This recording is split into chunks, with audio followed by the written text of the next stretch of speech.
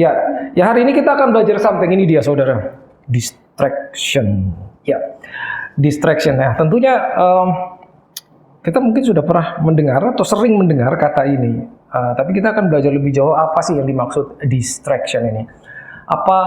Apakah yang dimaksud distraction ini munculnya, bagaimana, mengapa ini muncul, dan seterusnya, dan hal-hal yang berkaitan dengan distraction ini. Karena kita hidup di zaman yang semakin modern, ini akan semakin banyak. Kita hidup di negara maju, ini juga akan semakin banyak ya. Tentunya di mana kita berada, distraction-nya tidak akan sama. Nah, kalau kita bicara distraction, tentunya lawannya adalah fokus ya. Dan kita tahu bahwa yang namanya fokus itu selalu satu. Fokus itu selalu single fokus. Nah, jika tidak fokus, maka akan banyak distraction. Ya, jadi itu dua hal yang berlawanan. Ya, dan kita akan belajar something hari ini. Nah, apa saja yang sebetulnya perlu kita ketahui tentang distraction ini? Apa sih sebetulnya kalau kita dengar kata distraction itu? Apa sih sebetulnya ini? Ya, tujuannya mengapa kok bisa ada? Tentunya kita tahu siapa yang membuat ini ya.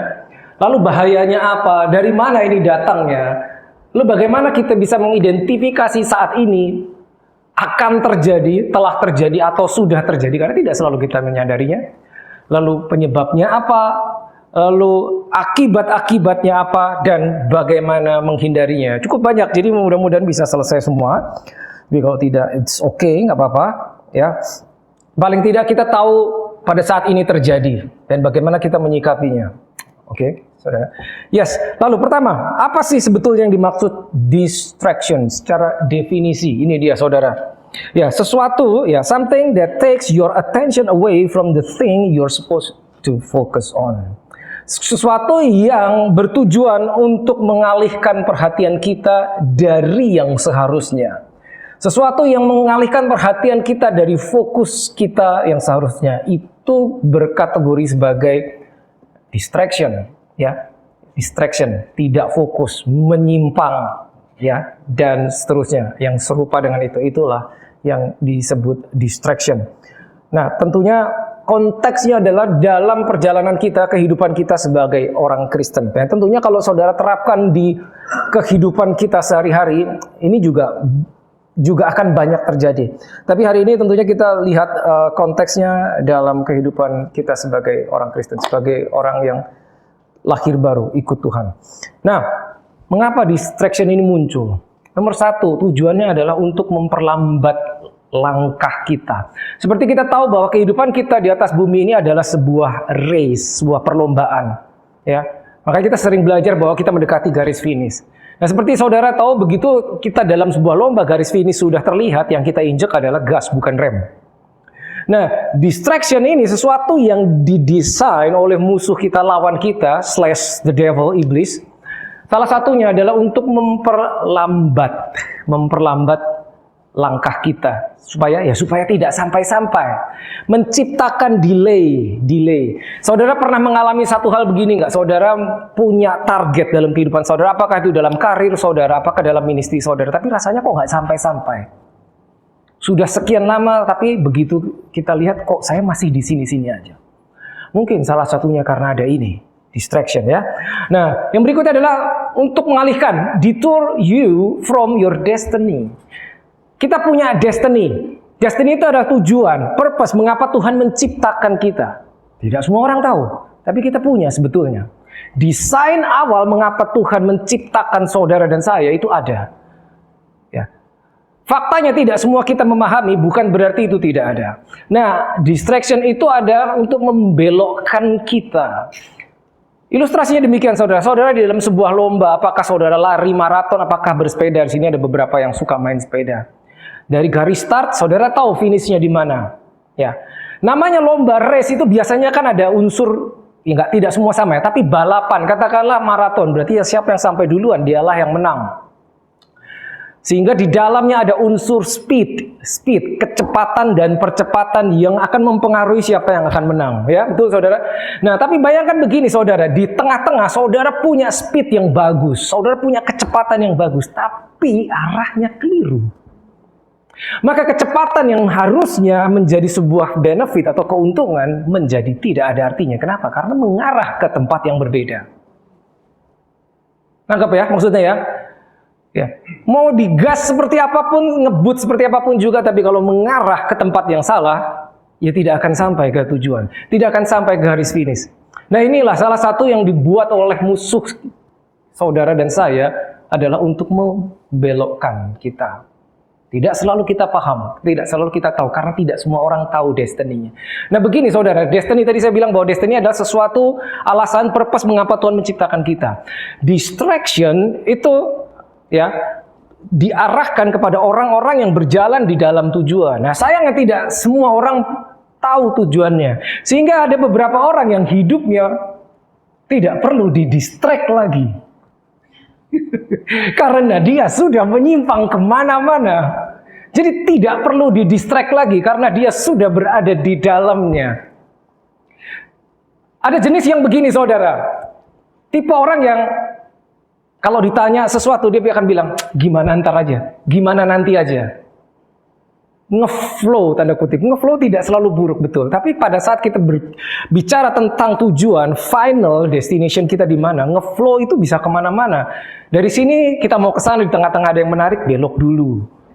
Sebentar, maju lagi. Menarik lagi di kanan, belok dulu. Bukan cuma belok, kadang kita mampir. Bukan cuma mampir, kelamaan mampir. Sehingga nggak sampai-sampai. Ya, itu saudara. Lalu, to prevent you from completing your mission. Mission, garis bawahi mission. Kita di dalam dunia ini, kita hidup sebagai orang Kristen, kita punya mission. Sekali lagi, ada hubungannya sama tujuan mengapa Tuhan menciptakan kita. Nah, ini dicegah supaya tidak selesai misinya. Tidak selesai misinya. Salah satu contohnya adalah mati sebelum saatnya. Itu berarti misinya belum selesai. Tapi orangnya keburu mati. Seperti itu. Dengan mudah kita berkata biasanya, waktu dia selesai. Belum tentu. Belum tentu selesai. Kita nggak tahu. Tapi belum tentu demikian. Lalu, ya tentunya untuk membelokkan perhatian kita. Membelokkan perhatian kita dari fokus. Dan to make you unfruitful. Unfruitful, tidak berbuah. Mari kita lihat ke dalam diri kita, berapa lama kita jadi orang Kristen, apakah kita berbuah atau tidak. Kalau saudara yang suka pohon-pohonan, saudara suka tanaman, mungkin saudara memiliki pohon, buah-buahan di rumah saudara, di kebun saudara. Pohonnya sih hidup, daunnya banyak, tapi kok nggak pernah berbuah. Pohonnya tidak mati loh, hanya tidak menghasilkan buah. Ya, saudara tahu di Alkitab kalau saudara baca, bagaimana Yesus dealing dengan pohon yang gak ada buahnya. Ya, bukan berarti pohonnya mati. Pohonnya sih tidak mati, hanya tidak berbuah. Berarti apa? Tidak berbuah berarti tidak bisa dinikmati oleh orang di sekitar kita. Karena buah itu yang menikmati bukan kita, pasti orang di sekitar kita. Buah yang menikmati bukan si pohonnya, tapi orang yang ada di sekelilingnya. Ya, lanjut ya saudara. Nah bahayanya apa? Seseorang bisa tidak menyadari bahwa ia telah mengalami distraction. Meleset dari tujuan, meleset dari purpose. Ini tidak mudah. Gitu loh. Apalagi tadi saya sudah sampaikan di awal bahwa tidak semua orang tuh tahu dia tujuannya apa. Atau bahkan tidak semua orang punya tujuan, ya tanda kutip, dari awal sampai akhir ngeflow aja. Ya udah nanti ada yang menarik saya belok ke situ, di sini ada yang menarik saya belok, di sini ada yang menarik saya pindah ke situ dan seterusnya. Sehingga pada saat ini terjadi, ya dia tidak akan sadar karena dia kemana-mana. Dia kemana-mana. Begini, saya sering share ini, terutama di Oikos begini saudara.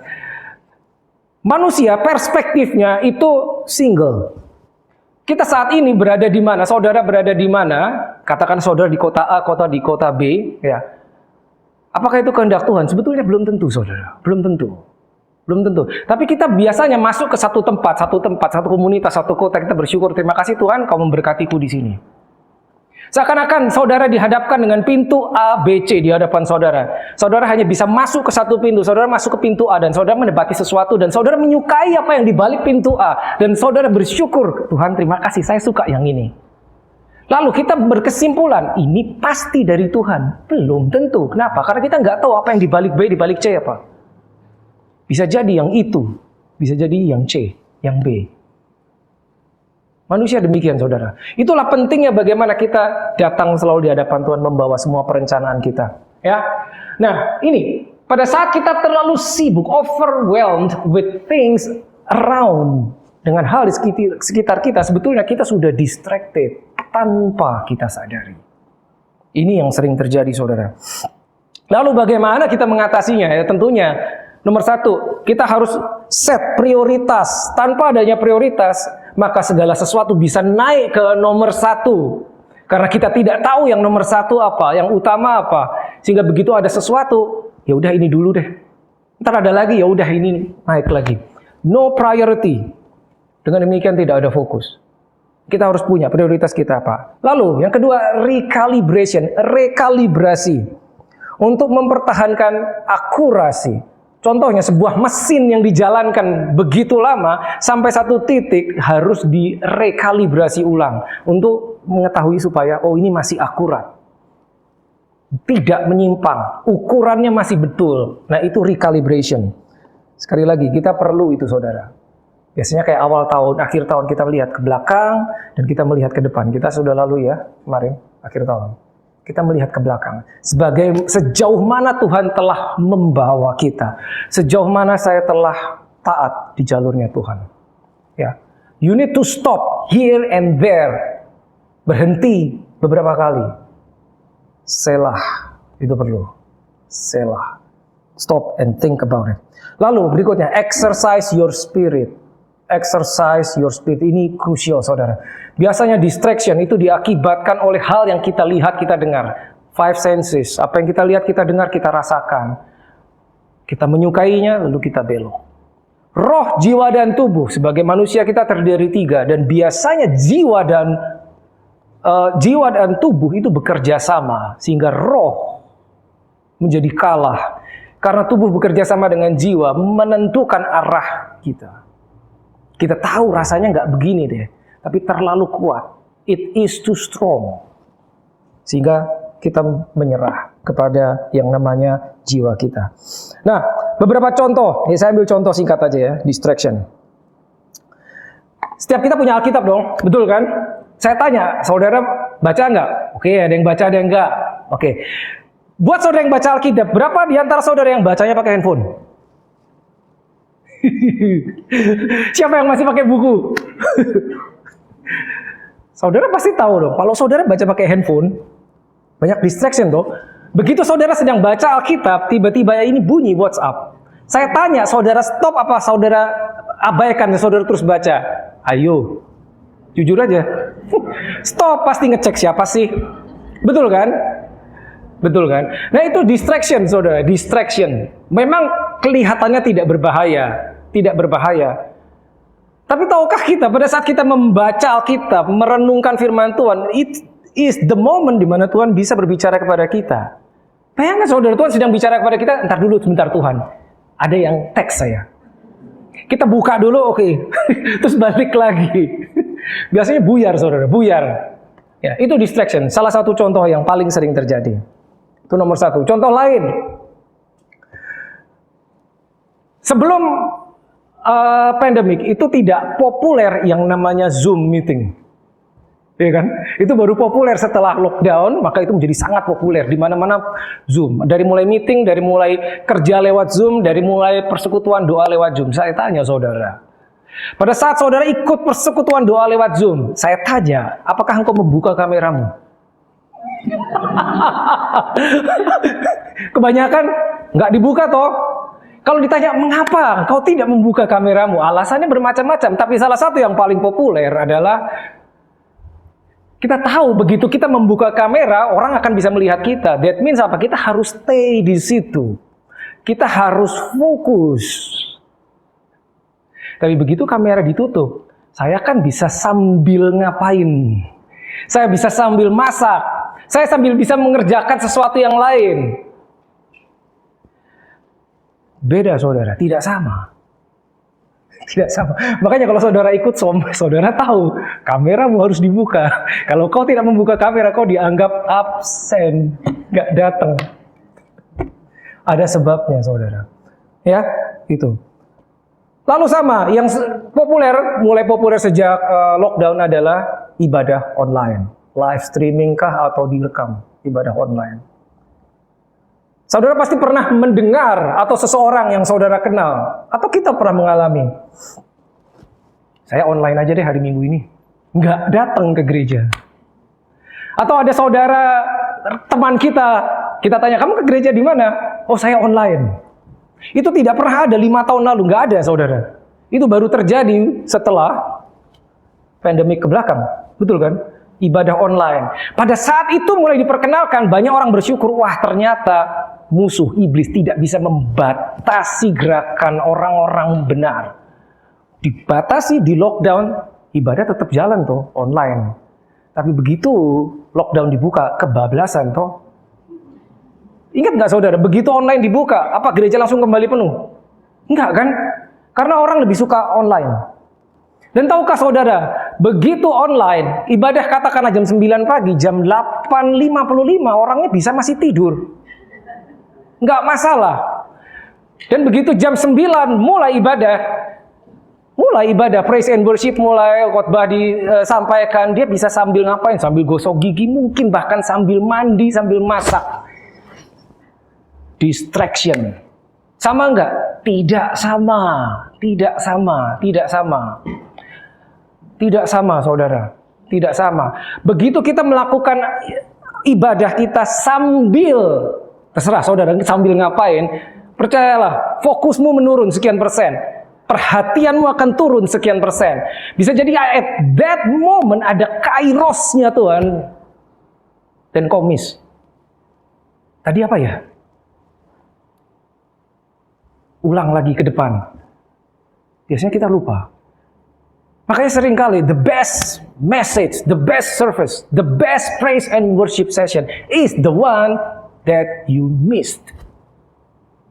Tapi nggak bisa diapa-apain lagi. Kairos, kelewat is kelewat. Kelewat. We have to wait for another one. Gitu. Itu contohnya. Dan kita seringkali tidak sadar betapa kuatnya ini daging kita, ya, tubuh bekerja sama dengan jiwa, sehingga kita pada saat oke lah udah saya online aja. Begitu lockdown dibuka masih tetap online karena sudah nyaman di situ. Dan satu lagi, dan kita merasa toh sama saja. Salah satu alasan mengapa kita tetap online dan tidak mau datang ke gereja, karena kita merasa stok sama aja. Tidak sama. Tapi orang tersebut tidak tahu bahwa tidak sama. Sampai akhirnya dia memutuskan, oke, aku akan datang dan merasakan, oh ternyata beda. Tapi jika dia tidak melakukan itu, dia akan tetap di rumah, dia tetap online, dan dia tidak akan pernah tahu bahwa itu tidak sama. Tidak sama, saudara. Jadi yang namanya kebiasaan bisa sangat berbahaya karena itu akan membentuk masa depan kita. Ya. Oke, akibatnya apa dari distraction ini? Ini ya. Ada banyaknya. Hopefully kita bisa masuk satu persatu detailnya. Nomor 1, distraction makes you lose your destiny and inheritance. Destiny kita hilang, dicuri. Destiny bisa dicuri, saudara. Bukan cuma hilang, benar-benar dicuri. Contohnya dari kisah Samson. Nanti kita akan bahas lebih jauh. Nah, distraction bisa membuka pintu untuk seseorang jatuh ke dalam dosa. Cerita tentang Daud kita tahu. Nah, distraction will make you miss your opportunities. Saudara bisa miss kairos moment. Kairos moment saat momen di mana Tuhan melakukan sesuatu. Itu nggak bisa diulang, saudara. Begitu miss, that's it. Hilang. Contohnya bangsa Israel miss. Lebih dari sekali. Mereka miss masuk ke tanah perjanjian. Telat 40 tahun. Mereka menantikan Mesias, mereka miss. Mesiasnya datang, mereka nggak tahu. Miss. Times of visitation. Nah, distraction bisa membawa kita masuk ke dalam waktu yang hilang. Wasted times and energy. Contohnya Abraham, nanti kita akan lihat. Dan distraction can bring judgment. Parable of Mina. Saudara ingat parable of Mina? Suatu saat Yesus menceritakan sebuah perumpamaan. Ya, ada seseorang, ya dia bercerita tentang kerajaan surga. Kingdom of God is about this, dan seterusnya. Ada seorang yang pergi dan memberikan, talent. Pertama diberikan 5 yang kedua diberikan 2, yang ketiga diberikan 1 toh, ya. Lalu berpesan, oke aku pergi, kamu jalankan, Bang. Dan seperti kita tahu, yang 5 menjadi 10, yang 2 menjadi 4, dan seterusnya. Yang satu, kita ingat tuh ceritanya kan. Yang satu apa yang dilakukan? Dia tidak menjalankan uangnya, tapi dia menggali tanah, menyembunyikannya. Saya tanya saudara, yang satu itu tidak jahat toh? Itu kan bukan jahat. Kenapa? Uangnya masih ada. Tuannya datang kan dibalikin toh uangnya. Dia bukan melakukan sesuatu kejahatan. Tidak. Tapi pada saat bertemu tuannya untuk sebuah perhitungan, apa yang dibilang? Hai hamba yang malas dan jahat. Judgment. Distraction. Wait sebentar, distracted oleh karena apa? Distraction bisa datang dari faktor eksternal, bisa dari dalam. Dari dalam contohnya apa? Dari dalam. Khawatir, takut, itu paling populer. Ya, keinginan dari dalam. Ada yang dari luar. Dari luar itu misalnya kita sedang melakukan sesuatu, jalan tiba-tiba ada yang lewat. Itu dari luar. Dan kita tertarik, itu dari luar. Bisa dari faktor dari dalam, bisa dari luar. Nah ini contohnya yang membawa judgment. Nah kita lihat sekarang lesson from Daud. Tadi kita tahu bahwa distraction bisa membuka pintu kepada dosa. Saudara tahu kejatuhan Daud itu banyak, tapi yang satu yang paling terkenal yaitu pada saat dia jatuh ya dalam perzinahan. Ceritanya kita tahu dengan Bathsheba, tapi ceritanya ini, mengapa dia bisa sampai jatuh? Mari kita lihat 2 Samuel 11 verse 1. Pada pergantian tahun, pada waktu raja-raja biasanya maju berperang. Biasanya. Jadi itu sudah umum pada pergantian tahun, itu raja-raja maju berperang. Itu salah satu, saya share kemarin waktu 31 Desember. Mengapa pada saat pergantian tahun, jam 12 malam kita in the spirit, kita sedang berdoa. Biasanya raja-raja maju berperang. Berarti si Daud tahu, dia bukan nggak tahu. Pertanyaannya, dia ngapain? Maka Daud menyuruh Yoab maju beserta orang-orangnya dan seluruh orang Israel. Yang raja siapa? Daud. Tapi dia nggak ikut perang. Yang disuruh maju Yoab. Apa yang terjadi akibatnya? Mereka memusnahkan Bani Amon dan mengepung kota Rabah. Sedang Daud sendiri tinggal di Yerusalem. Distraction. Alkitab tidak mencatat mengapa Daud tidak ikut. Nah, dikasih tahu loh, kenapa dia nggak ikut? Loh ya bisa aja, mungkin dia capek, dia stres. Tahu saudara, Daud, seorang yang paling banyak berperang kalau dijumpai di Alkitab, mungkin Daud. Ya, para teolog menyelidiki, dia melakukan 66 kali perang, sekalipun tidak pernah kalah. Ya kita tahu, bukan karena ini orang ahli, tapi karena the covenant of God, karena Tuhan menyertai dia dalam setiap pertempuran. Nggak pernah kalah, sekalipun. Tapi kali ini, ada satu hal yang membuat dia, aduh aku nggak usah maju deh. Yoab, kamu aja yang maju. Dan kita tahu ceritanya karena dia sendiri tinggal di Yerusalem, tanda kutip mungkin santai, dia jalan-jalan di atas atap rumah dan kita tahu ceritanya dia melihat sesuatu distraction. Distraction bisa muncul dalam bentuk temptation. Dia melihat seorang wanita yang sedang mandi. Tadi saya sampaikan bahwa our flesh, jiwa kita bisa begitu kuat. Karena Daud menolak untuk berperang sehingga berakibat dia harus menghadapi peperangan yang tidak seharusnya. Yang satu ini dia kalah. 66 kali berperang lawan musuh, orang-orang Filistin mostly. Nggak pernah kalah. Tapi perangan yang ini kalah dia. Akibatnya apa? Judgment juga, dosa masuk. Ini dia. Ini yang Tuhan bilang. Oleh sebab itu, pedang tidak akan menyingkir dari keturunanmu. Sampai kapan? Sampai selamanya. Karena engkau telah menghina aku, huruf besar, akunya. Dan mengambil istri Uria orang Het itu untuk menjadi istrimu. Ini gara-gara dia tidak melakukan sesuatu yang seharusnya dia lakukan.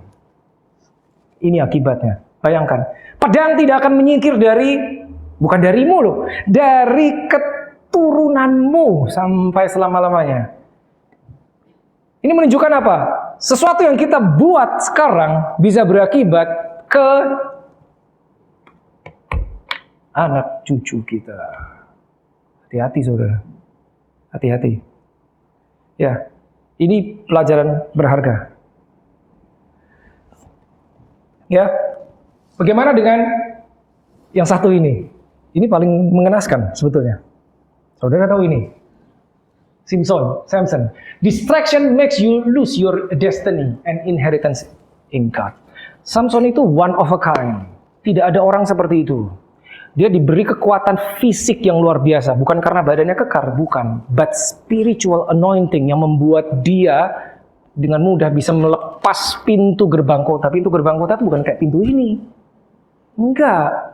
Pintu gerbang kota. Zaman dulu kota itu berkubu. Tembok, dikelilingi tembok. Berarti saudara bisa bayangkan pintunya seberapa tinggi, seberapa besar, seberapa berat. Dengan mudah dicopot, dipanggul, bawa naik ke atas gunung.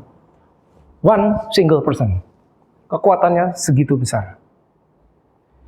Masalahnya begini, Samson diberi kekuatan seperti itu, dia tahu dia menerima. Tapi pertanyaannya begini, dia tahu tidak mengapa Tuhan memberikan kepada dia? Saudara mungkin berada di marketplace, saudara diberkati luar biasa. Pernahkah saudara berhenti dan bertanya, Tuhan, mengapa engkau memberkati aku? What is the purpose of this blessing? Pada saat kita mengalami kegagalan, kita tanya, Lord, why? Tapi pada saat kita ketiban berkat, apakah kita juga bertanya, Lord, why me yang kau berkati? Ayo. Enggak, biasanya enggak. Thank you Lord, sampai situ doang. Enggak tanya, Tuhan, kenapa aku yang kau beri?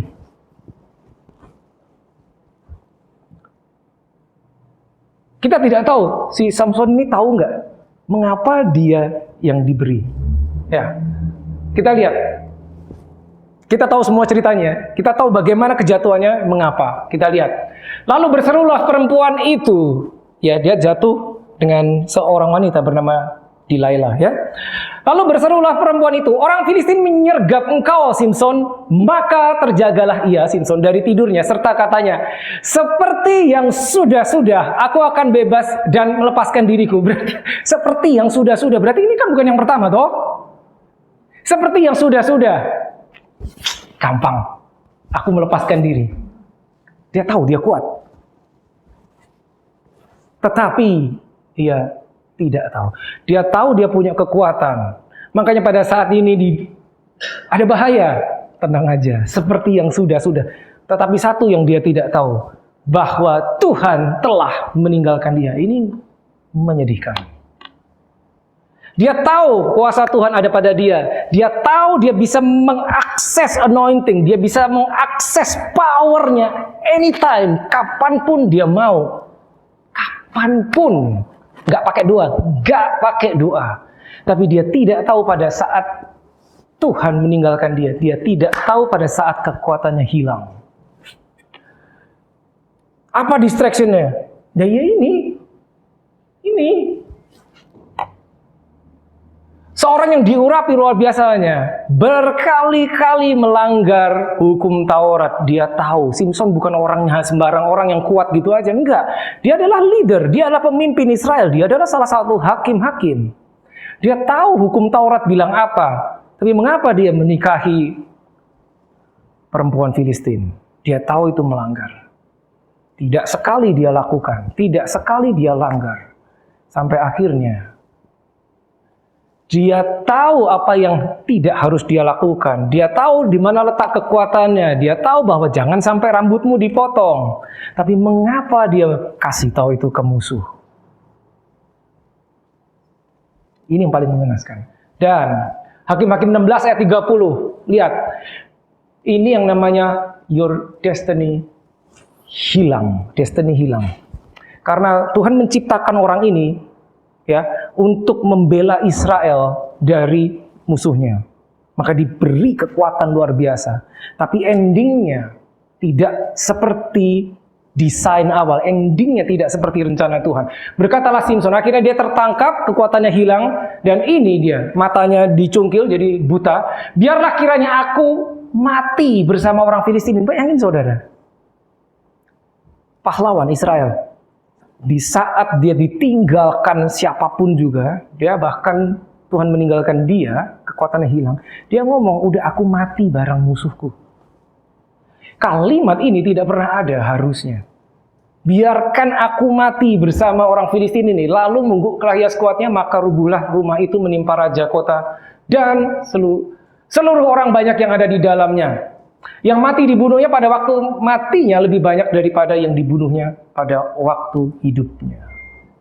Memang dia membunuh banyak musuhnya, tapi inheritance in God hilang. Kenapa? Karena dia ikut mati. Dia ikut mati. Seharusnya dia tidak perlu mati. Karena distracted. Satu lagi. Bagaimana dengan orang ini? Abraham, kita lihat. Distraction leads to wasted time dan energi. Ini menarik sekali. Kita tahu Abraham dipanggil Tuhan dia umur 75, dijanjikan anak, betul kan? Dia melahirkan anak ya perjanjian pada saat dia usia 100, 25 tahun menunggu. Apa yang terjadi dalam 25 tahun? Kalau saudara cek di Alkitab saudara, Kejadian pasal 16 ayat yang terakhir. Pasal 16 ayat terakhirnya itu ini. Jadi 16 ayat 16 ini adalah ayat terakhir di pasal 16. Berarti kan berikutnya pasal 17 toh. Dan kalau saudara buka pasal 17 ayat pertama itu ini. Tapi mari kita baca. Abraham berumur berapa? 86 tahun ketika Hagar melahirkan Ismail baginya. Tiba-tiba ayat berikutnya, ketika Abraham berumur 99 tahun, maka Tuhan menampakkan diri kepada Abraham dan berfirman padanya, Akulah Allah yang Maha Kuasa, hiduplah di hadapanku dengan tidak bercela. Lihat, 86, terus tiba-tiba 99. Ada gap berapa tahun? 13 tahun hilang. Wasted years, wasted time. 13 tahun hilang dari kehidupan Abraham. Pada saat 13 tahun hilang itu dia lagi ngapain gitu loh. Dan ini menarik, lihat. Tiba-tiba setelah 13 tahun Tuhan tidak pernah bicara apapun sama dia, tiba-tiba Tuhan ngomong, Akulah Allah yang Maha Kuasa, hiduplah di hadapanku dengan tidak bercela. Dengan tidak bercela. Wait, mungkin. Kenapa kalimatnya harus ada ini? Dengan tidak bercela. Karena mungkin sudah ada celah di dalam kehidupannya. Makanya di warning kali ini, 13 tahun sunyi, Tuhan tidak pernah berkata apa-apa, tiba-tiba dia muncul bilang, hiduplah dengan tidak bercela. Dan 13 tahun hilang di dalam kalendernya Abraham, itulah saat dia distracted, menyimpang. Umur sekian, ini muncul Ismail. 13 tahun. Nah, kita tidak pernah tahu, tapi gini saudara, saya tanya, pernahkah saudara tentunya tahu ceritanya ya, tapi pernahkah pada saat saudara membaca cerita tentang Abraham, saudara berpikir, gimana seandainya Abraham itu tidak distracted? Seandainya, oke kita tahu ini ide istrinya ya, idenya si Sarah, tapi seandainya Sarah tidak pernah memberikan ide itu kepada Abraham, berarti kan ini tidak pernah ada toh? Kira-kira ending ceritanya gimana? Pernah kepikir gitu gak? 13 tahun hilang. 13 tahun hilang. Oke, kita sudah lihat apa yang dialami Daud, tidak kita lihat apa yang dialami Simpson, kita lihat apa yang dialami Abraham. Yang dialami mereka tidak sama, tidak sama. Daud jatuh karena apa? Wanita toh. Simpson karena wanita. Abraham? Loh, wanita juga. Sama juga. Sama juga. Sama juga. Sama juga. Tidak, nah, tapi bedanya begini saudara. Bedanya begini. Lihat. Apa yang dialami Daud, dia jatuh, distracted. Kita tidak tahu mengapa dia nggak ikut perang, kita nggak tahu. Tapi dia distracted with something. Sebelum dia melihat, mungkin di dalam hatinya sudah ada sesuatu. Ya. Distraction yang pertama adalah yang menyebabkan dia, aku nggak usah ikut perang. Itu distraction yang pertama. Mengarah kepada yang berikutnya, yaitu apa? Dia jalan-jalan santai di atas atap rumah dan melihat something. Ya. Tapi kita tahu ceritanya, Tuhan pulihkan toh. Tuhan pulihkan Daud. Walaupun hukuman tetap jalan, pedang tidak akan menjauh dari keturunanmu. Ya, hukuman jalan terus, dianya diampuni. Betul, hukuman jalan terus. Tapi kita tahu, rencana Tuhan atas Daud adalah dia ingin menjadikan seorang raja di Israel yang membawa pemulihan, praise and worship kembali bangsa Israel kepada Allahnya. Samson, apa misinya? Membebaskan bangsa Israel juga, karena pada saat itu ditindas oleh musuhnya. Distracted oleh wanita, misi berantakan. Pulih nggak? Tidak, mati. Beda sama Daud. Abraham, misinya apa? Abraham itu ada ceritanya karena Tuhan ingin membuat satu buah bangsa di mana dia bisa memberikan ketetapan, hukum-hukumnya. Dan dia mulai dari satu orang. Dia tidak mencari bangsa yang sudah ada, tapi dia mulai dari satu orang. Abraham, kita tahu ceritanya, anaknya Ishak, lalu Yakub. Dari Yakub lahirlah 12 suku Israel. Abraham menyimpang, 13 tahun hilang. Pulih gak? Balik lagi umur 99. Endingnya masih jalan, walaupun menyebabkan problem yang sampai sekarang ada. Tapi tidak mati. Destininya tidak hilang. Sempat dicuri, sempat dibelokkan. Tapi Samson habis, hilang, mati. Itu bedanya. Real quick. Dari mana datangnya? Kita tahu dari mana ya? Dari si jahat musuh. Dari mana datangnya? Bagaimana datangnya? Macam-macam. Tadi ada eksternal, ada dari dalam. Nah, siapa di baliknya tentu kita tahu. Nah, kita lihat dulu ini dia. 1 Yohanes 2 ayat 16. Sebab semua yang ada di dalam dunia, semua, bukan sebagian, semua yang ada di dalam dunia, yaitu keinginan daging, keinginan mata, serta keangkuhan hidup, bukanlah berasal dari Bapa, melainkan dari dunia. Nah, inilah distraction ini. Masuknya tuh dari sini, keinginan daging, keinginan mata, keangkuhan hidup. Dikatakan semua, berarti apapun yang kita lihat dalam dunia ini yang menyebabkan kita menyimpang, bisa dikategorikan 3 ini. Keinginan daging, keinginan mata, keangkuhan hidup. Kita udah lihat ya contohnya. Saya nggak punya waktu untuk kembali ke yang tadi. Lalu Markus 4 ayat 19. Lalu kekhawatiran dunia ini dan tipu daya kekayaan dan keinginan akan hal yang lain masuklah menghimpit firman sehingga tidak berbuah. Ada 3 juga kan? Ya, kekhawatiran dunia, the cares of this world, tipu daya kekayaan, deceitfulness of riches, dan satu lagi, keinginan akan hal yang lain. Ini luas sekali. Desires for other things. Masuk dan menghimpit firman sehingga tidak berbuah. Makanya tadi kita tahu ada pohon yang masih hidup, tetap hidup, tapi tidak menghasilkan buah. Ada sebabnya. Seperti itu, saudara. Nah, inilah asalnya. Iya, kita bisa trace back kemari. Nah, tadi kita tuh belajar bahwa distraction itu bisa datang muncul sebagai sebuah temptation, sebuah godaan, sebuah cobaan. Bahkan Yesus waktu melakukan ministry di atas bumi, dia dicobai, ya kan? Saudara tahu kan, dicobai 3 kali. Itu adalah berusaha dibelokkan dari missionnya. Nah, ini yang bahaya, saudara, karena begini. Kadang distraction itu masuknya sangat smooth, sangat mulus. Bisa terjadi hanya karena kita memiliki kemampuan. Wait, maksudnya apa? Saudara tahu bedanya? Ini contoh. Hanya karena kita memiliki kemampuan melakukan sesuatu, bukan berarti kita harus melakukan itu. Saya kasih contoh. Saudara tahu bedanya credit card dan debit card? Nah, tahu bedanya? Ya, beberapa kita ada menggunakan credit card, ada yang menggunakan debit card, ada yang menggunakan dua-duanya. Yang mana yang lebih bahaya? Credit card atau debit card? Credit card, saudara tahu jawabannya. Tapi tahu mengapa itu lebih berbahaya? Karena credit card itu memberi kita kemampuan untuk melakukan transaksi meskipun sebetulnya uangnya nggak ada. Gitu. Ini yang dimaksud bisa melakukan sesuatu hanya karena kita memiliki kemampuan. Bukan berarti kita harus melakukan itu. Saya bisa di mana aja, saya mau kemana aja. Bukan berarti saya bisa melakukan semau saya. Tidak. Itu yang dipakai oleh mereka yang pro aborsi. My body, my choice.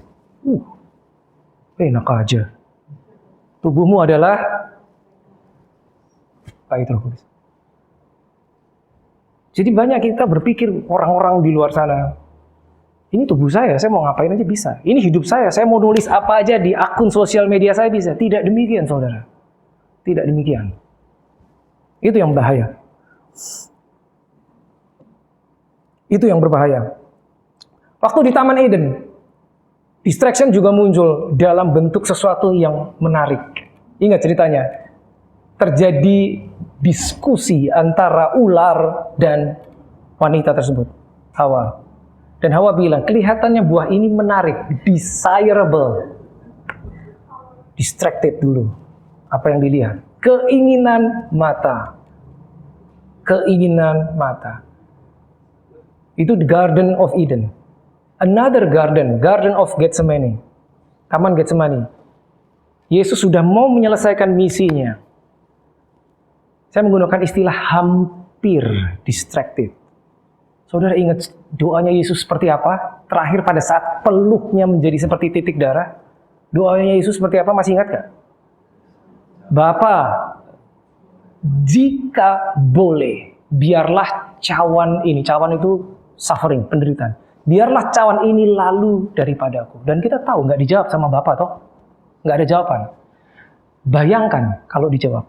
Karena kalau dijawab, jawabannya pasti yes. Karena Bapa tidak akan bilang no sama Yesus. Kalau sampai, ya udah deh, kasihan anakku. Maka ceritanya beda. Itu di dalam daging itu Yesus bilang, kalau boleh, aku nggak usah menderita. Very dangerous. Distraction. Distraction bisa muncul sebagai hal-hal yang tanda kutip harmless atau terlihat tidak penting. Kita tahu kita harus baca firman setiap hari. Ya toh, kita tahu. Iya apa enggak sih? Kita tahu kita harus baca firman setiap hari. Tapi mengapa dengan mudah kita memiliki pemikiran lain? Saya skip 1 hari nggak apa-apa. Saya double deh besok. Saya skip 2 hari, percayalah nanti pasti skipnya 2 hari. Saya double, nanti akan skip 3 hari. Kenapa? Because it looks harmless. Rasanya tidak terlalu penting, tidak terlalu berbahaya. Sehingga kita terdorong, nggak apa-apa yang ini. Bukankah itu jawaban ular pada saat dia berkomunikasi dengan si Hawa? Dia bilang apa? Sekali-sekali kau tidak akan mati. Kan dia bilang nggak boleh makan buah ini. Karena katanya akan mati. Sekali-kali kau tidak akan mati. Nah bahayanya kadang-kali kita masuk ke dalam area itu. Nggak apa-apa ah. Kan tidak berbahaya. Kan tidak terlalu krusial. Tidak terlalu penting.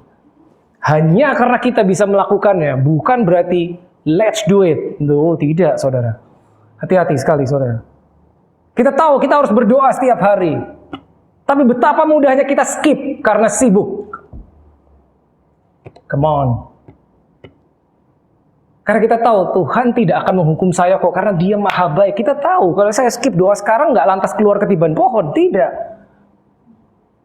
Tapi karena kita tahu dan kita menganggap itu tidak penting, maka dengan mudah kita masuk ke area situ, saudara. Dan satu lagi, distraction bisa muncul dalam bentuk kita menunda sesuatu. Kita menunda sesuatu. Pada saat Tuhan menunjukkan sesuatu kepada kita, worship team mulai kembali please. Tuhan menunjukkan kepada sesuatu kepada kita. Ingat, kairos momen Tuhan itu nggak diulang, saudara. Ada kronos, ada kairos, kita tahu. Kita sudah belajar itu. Pada saat Dia mau melakukan sesuatu dalam hidup kita, secara individu atau secara komunitas, dalam gereja, satu tubuh Kristus, sebagai bangsa, itu adalah kairos momen. Dan Dia perlu kerjasama kita. Dengan mudah kita menunda pada saat Dia panggil, this is your time. Ini mungkin saatnya engkau masuk ministry. Mungkin bisa seperti itu. Tapi kita menunda. Ini saatnya engkau naik level. Go to the next level. To the next anointing. Tapi kita bisa menunda. Kita tunda. Nanti aja. Tanpa kita tahu bahwa agenda kita sama agendanya Tuhan tidak sama. Kita menjalankan agenda kita, tapi agenda surga jalan terus. Sehingga pada saat dia mau melakukan sesuatu, kita miss the kairos moment. May the Lord give us understanding. Let us pray.